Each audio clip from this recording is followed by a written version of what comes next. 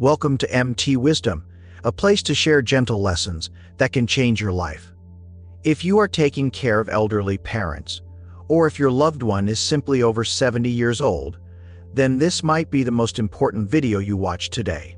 Subtle changes, more sleep, less appetite, moments of confusion, often seem like normal aging. But in many cases, they're quiet warnings that a person may be in their final year of life. In this video, we'll reveal 7 medically backed signs you shouldn't ignore. Because when you know what to look for, you can bring comfort, clarity, and connection when it matters most. Sign 1. A sudden withdrawal from the world. Imagine this: your loved one, once interested in TV shows, family visits, or the news, now prefers silence.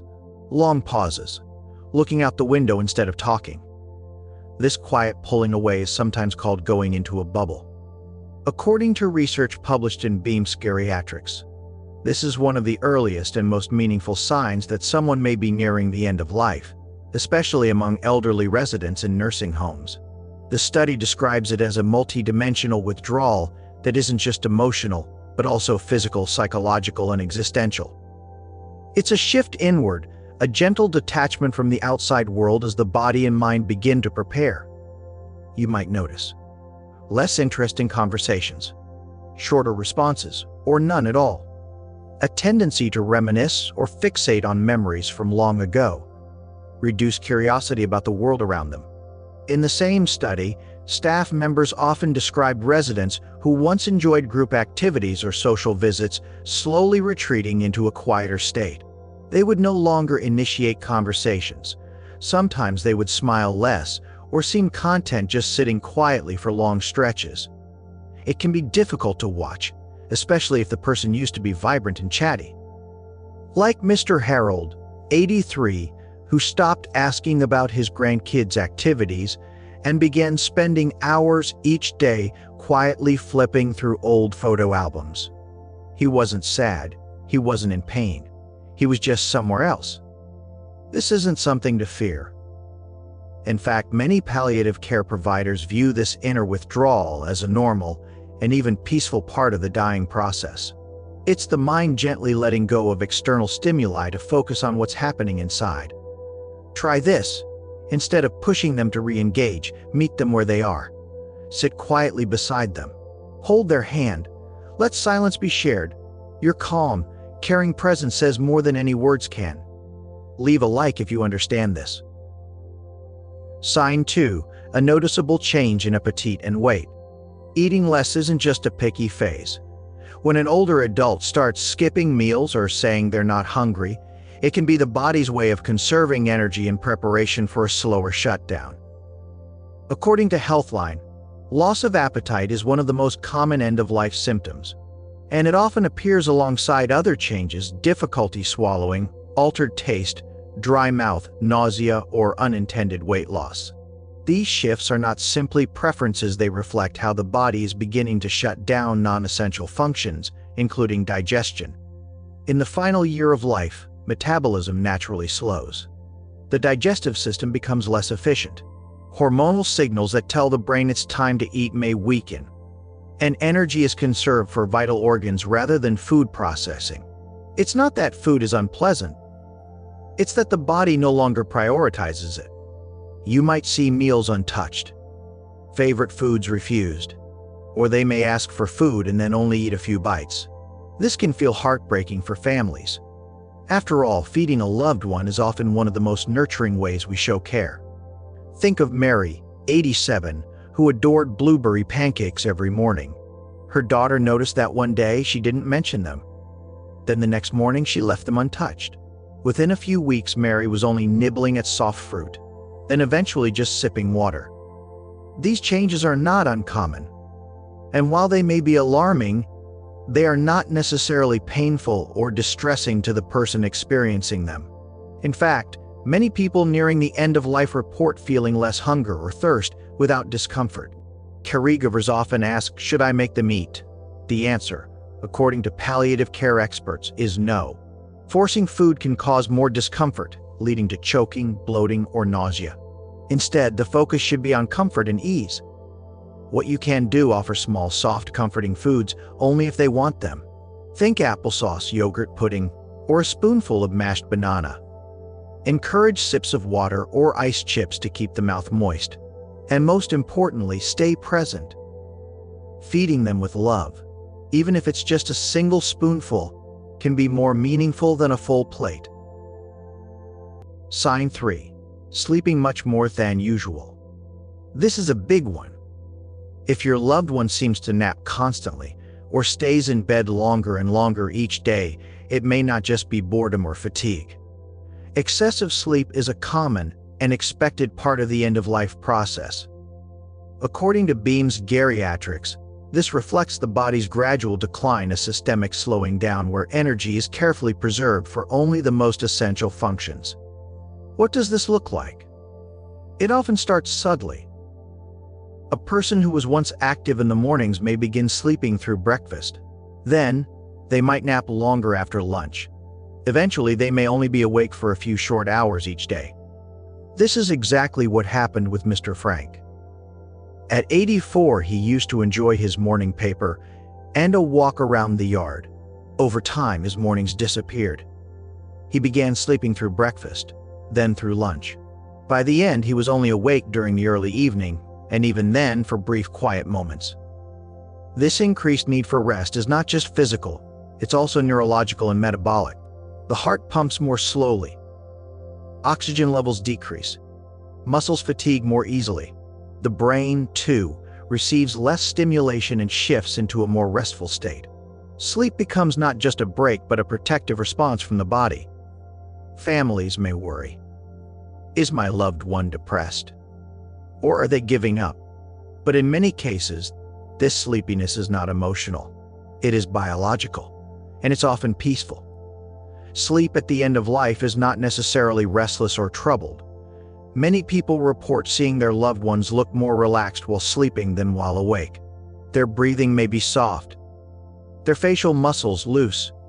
In these moments, the body is conserving its last reserves of energy, protecting the heart, lungs, and brain from unnecessary stress. Care tip: prioritize comfort. Let them sleep. Avoid waking them unless truly necessary. Make sure their bed is soft, their room is quiet, and the lighting is gentle. But don't neglect the moments they are awake. Use that precious time for what matters: gentle conversation, soft music, familiar scents, or simply holding their hand. If you found this part helpful, consider copying the link to this video and sending it to someone who may need it: a friend, a sibling, or a caregiver walking the same road. A little understanding can go a long way. Sign 4. Confusion or moments of disorientation. Has your loved one started forgetting names? Or seem confused about what day it is or where they are? Even if they've never shown signs of dementia, this kind of disorientation can still appear in the final months of life. It's known as terminal delirium, a condition marked by sudden, sometimes brief episodes of confusion, agitation, or altered perception. According to Healthline and Beam's Geriatrics, it's a common but often misunderstood sign that the brain is no longer receiving adequate oxygen or energy to function as it used to. What makes terminal delirium especially hard to witness is how unpredictable it can be. One moment, your loved one may speak clearly and remember familiar faces. An hour later, they may forget where they are, or even talk to someone who passed away long ago. Take Mrs. Ellen, 90. One evening, she looked at her daughter and calmly said, "Your father was in the garden this morning." Her husband had been gone for nearly a decade. These experiences can be unsettling, but they're not uncommon. In fact, hallucinations, especially involving deceased loved ones, can be comforting for the person experiencing them. The brain, in its final stages, often filters reality through memory and emotion rather than logic. You may also notice restlessness or agitation, especially in the evenings, known as sundowning, speaking in fragmented or repetitive phrases, difficulty recognizing familiar people or places, emotional swings from calm to fearful, or from laughter to tears. This confusion isn't something that can always be fixed. It's a sign that the body and brain are transitioning, but you can still bring comfort. What helps? Stick to a simple routine. Keep the lights soft. Avoid loud noises or overstimulation. Sit nearby and speak gently, even if they don't respond clearly. Use familiar scents, music, or gentle touch to anchor them. Most of all, don't correct or contradict them. It's not about logic anymore. It's about love. Sign 5. Frequent infections or slow healing. A cold that lingers. A small sore that doesn't heal. Repeated urinary tract infections or chest congestion that won't clear up. These aren't just bad luck or part of getting older. They may be subtle but serious signs that your loved one's immune system is weakening. According to both Healthline and Beam's Geriatrics, the body's ability to fight off infections and repair damaged tissue begins to decline in the later stages of life. The immune response slows, circulation becomes less efficient, and wounds take longer to close. What once was a minor scratch or sniffle can spiral into something much more serious. Take Mr. Carl, 81. He got a small blister on his foot from a new pair of slippers. It didn't look like much, just a bit of redness and swelling. But days turned into weeks, and it never quite healed. Eventually, it became infected, requiring hospitalization and IV antibiotics. The stress of the infection left him more frail than before, and his mobility never fully recovered. This story is not uncommon. Many elderly individuals experience recurrent urinary tract infections, sometimes with no fever, coughs that linger for weeks, skin tears that take months to close, bed sores or pressure ulcers that quickly worsen. Why does this happen? As circulation weakens, the body has a harder time delivering oxygen and nutrients to the skin and other tissues. White blood cells, the ones that fight infection, move more slowly. The skin itself becomes thinner and more fragile. Even minor irritations can turn into chronic wounds if not carefully managed. Another thing to watch for: infections in older adults may not present the same way they do in younger people. Fever may be absent. Pain may be minimal. Instead, you may notice subtle signs like increased confusion, weakness, or fatigue. Sometimes, a sudden change in behavior is the only clue that something deeper is wrong. What you can do: keep the skin clean, moisturized, and protected. Inspect pressure points, heels, hips, elbows for signs of redness or breakdown. Be proactive with dental care and hygiene, as mouth infections can impact the whole body. And most importantly, don't ignore small changes. If your loved one has a mild cough that lingers, or a sore that doesn't seem to improve, it's worth talking to a healthcare provider. Early intervention can prevent unnecessary pain, complications, or hospital stays. Sign 6. Irregular breathing or cold hands and feet. This is often one of the last signs and one of the most startling for families.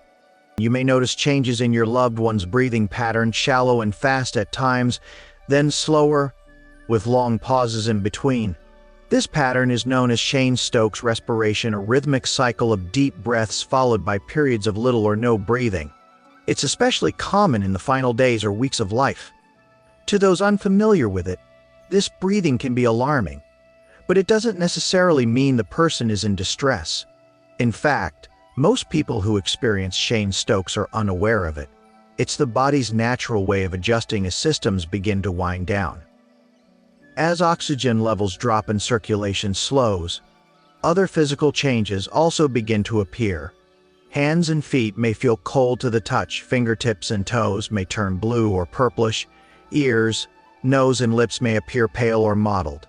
These changes are caused by the body redirecting blood flow to vital organs like the heart and brain. In the final phase, the circulatory system begins to triage, pulling resources away from the extremities to preserve what matters most. It's also not unusual to notice these symptoms more at night or when the person is at rest. They may breathe with their mouth open or seem to pause mid-breath while sleeping. Their breathing may become noisy due to fluid buildup in the throat, a sound often called the death rattle. While this sound is unsettling, it doesn't usually indicate pain. For loved ones, this phase can feel helpless. But there is much you can do to support comfort and peace. Gentle support tips. Keep the room quiet, dimly lit, and calm. Too much activity or stimulation can cause agitation. Use soft blankets or socks to warm cold hands and feet. Avoid using heating pads directly on fragile skin. Raise their head slightly with pillows to ease breathing. Sometimes a fan or cool airflow helps as well. Most importantly, don't panic. These changes are signs of the body slowing down, not necessarily suffering. Speak softly, sit close, hold their hand. Even if they're not responsive, your presence still matters. Research shows that hearing is often the last sense to fade, so gentle words and familiar voices can provide great comfort. This phase is sacred. It's the body's natural rhythm at work, closing down slowly and intentionally. Sign 7. Saying goodbye in their own way. Not always with words, but in gestures. Some people don't say "I'm ready" out loud, but they show it. A sudden need to reconnect with people they haven't spoken to in years. A quiet insistence that a family heirloom be passed down now. Or a tender, lingering look that seems to say, "Thank you for everything." These are not coincidences. They are intentional acts, signs that a person may be emotionally and spiritually preparing for the end. According to Healthline, many elderly individuals begin closing chapters in the final weeks or months. This process is sometimes called life review, an inner reflection on important memories, unfinished relationships, and what matters most. They may ask for certain loved ones by name, apologize for past mistakes, or ask forgiveness, give away special possessions or keepsakes, tell stories they've never shared before, speak of dreams, visions, or feelings of being ready. It can be surprising when it happens, but it's often a moment of deep clarity and meaning. Mrs. Ruth, 89, called each of her grandchildren individually. She didn't talk about illness or fear. She just told each one how proud she was. "You've made me so happy," she said. She passed peacefully 3 weeks later. That was her way of saying goodbye. For families and caregivers, these moments are sacred. They offer a window into the heart and soul of a person preparing to let go, not out of fear, but with peace. What you can do, let them lead. Follow their pace. If they bring up the past, listen. If they want to give something away, honor the moment. If they suddenly ask to see someone, try to make it happen. You don't have to fill every silence with words. Sometimes just sitting quietly with them, holding their hand, or nodding as they speak is enough. These gestures may seem small now, but they are the final pieces of a life coming full circle. If you're still here, comment 7, because this might be the most important sign of all. Let's take a breath and remember, these signs don't always mean death is near. But when they appear together, it's your cue to slow down, lean in, and love harder than ever before. The final year of life isn't just about letting go. It's about holding on to meaning, to dignity, and to the connections that define us. It's a time to listen more closely, to notice the little gestures, to make space for silence, for memory, for peace. And while we cannot stop the process of life drawing to a close, we can shape how that final chapter feels. With presence, with gentleness, with love. Because quality of life is more important than quantity.